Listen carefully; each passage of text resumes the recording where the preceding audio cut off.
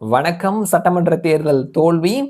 கூட்டணி கட்சிகள் முதுகுல குத்துனது அப்படின்னு சொல்லிட்டு, பல சிக்கல்ல சிக்கி இருக்குது திமுக. தொடர்ந்து அவர்கள் போராடிட்டு தான் இருக்கிறாங்க. மக்கள் எங்க பக்கம் தான் இருக்கிறாங்க. நாங்க தான் அடுத்தது. எதிர்க்கட்சியா நாங்க சிறப்பா செயல்படுவோம் அப்படின்ற மாதிரி தாவேகாவுக்கு டஃப் குடுத்துட்டு இருக்காங்க. தாவேகாவும் திமுகவ தான் அட்டாக் பண்ணிட்டு இருக்காங்க. எங்களுக்கு ஒரே எதிரி திமுக தான் அப்படின்ற மாதிரி திமுகவ மட்டும் வச்சு எதிர்க்கட்சியா வச்சு செயல்பட்டுட்டு இருக்காங்க தாவேகா. திமுக தங்களுடைய தோல்விக்கு காரணம் என்ன அப்படின்னு சொல்லி ஆராயறதுக்கு ஒரு 10 பேர் கொண்ட குழுலாம் வந்து வச்சிருந்தாங்க. அவர்கள் பல மாறுதல்கள் செய்யணும்னு சொல்லியிருக்கிறாங்க. செய்ய போறோம்னு திமுகவினுடைய தலைமையும் சொல்லியிருக்கிறாங்க. அதுல முக்கியமான ஒரு விஷயம், பட்டியல் சமூகத்தினரை வந்துட்டு மாவட்ட செயலாளர்களா அதிகமான பேரை நியமிக்கிறது. தாவேகா அரசாங்கம் வந்ததுக்கு அப்புறமா அரசாங்கத்தினுடைய அமைச்சரவையில ஒரு 7, 8 பேர் வரைக்கும் பட்டியல் சமூகத்தை சேர்ந்தவர்கள் இருக்கிறாங்க. கூட்டணியோட சேர்ந்து பார்க்கும் பொழுது 8 பேர் இருக்கிறாங்க. அவர்களினுடைய மாவட்ட செயலாளர்கள் பல பேர் வந்துட்டு பட்டியல் சமூகத்தை சேர்ந்தவங்களா இருக்கிறாங்க.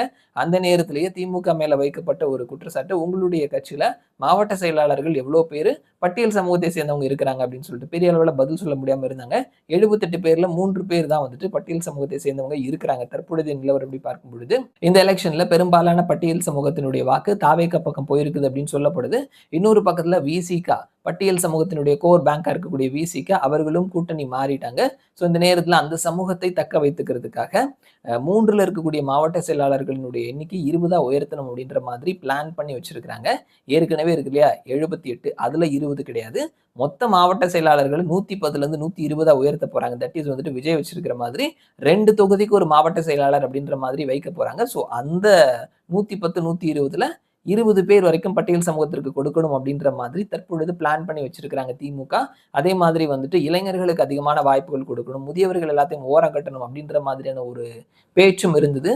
அதற்கு இன்னொரு தரப்புல இருந்து என்ன வாதம் வைக்கப்பட்டது அப்படின்னா, சீனியர் லீடர்ஸ் எல்லாத்தையுமே நம்ம ஓரம் கட்டிட்டோம் அப்படின்னா, அவர்களுக்கு அடுத்த லெவல்ல இருக்கக்கூடிய இளைஞர்களுக்கு ஒரு நம்பிக்கை இருக்காது. ஏன்னா, நாளைக்கு நம்மளையும் இந்த மாதிரி ஓரம் கட்டிருவாங்க அப்படின்னு சொல்லிட்டு. சீனியர்ஸும் வேணும். அதே நேரத்துல ஜூனியர்ஸ் புதிய முகங்களும், இளமையான துடிப்புள்ள ரத்தமும் வேணும் அப்படின்ற மாதிரி. 2 பேரையும் பேலன்ஸ் பண்ணி கொண்டு போற மாதிரியான ஒரு அமைப்பை தான் வந்துட்டு நம்ம ரீகிரியேட் பண்ணணும் அப்படின்ற மாதிரி பிளான் பண்ணி வச்சிருக்கிறாங்களாம். நெறைய அறிவிப்புகள் திமுகவினுடைய உள்கட்சிக்குள்ள வந்துட்டு நெறைய அறிவிப்புகள் வரக்கூடிய நாட்கள்ல வரும் அப்படின்னு சொல்லி நம்ம எதிர்பார்க்கிறோம். அதுல முக்கியமான ஒரு விஷயம், இளைஞர்களுக்கும் வாய்ப்பு அதிகமா குடுக்க போறாங்க. சீனியர்ஸ அதே நேரத்துல ஓரம் கட்டாம அவர்களுக்கான வாய்ப்பையும் வழங்க போறாங்க. பட்டியல் சமூகத்துல 3 பேரா இருக்கக்கூடிய மாவட்ட செயலாளர்களுடைய எண்ணிக்கை 20ஆ உயர்த்த போறாங்க அப்படின்ற விஷயங்கள கவனிக்க முடிகிறது. அடுத்தடுத்த அப்டேட்ஸ் என்ன திமுகவினுடைய உட்கட்சி சார்ந்து அப்படின்றத வெயிட் பண்ணி பார்க்கலாம். மறுபடியும் நான் உங்கள இன்னொரு வீடியோல சந்திக்கிறேன். அதுவரைக்கும் நன்றி.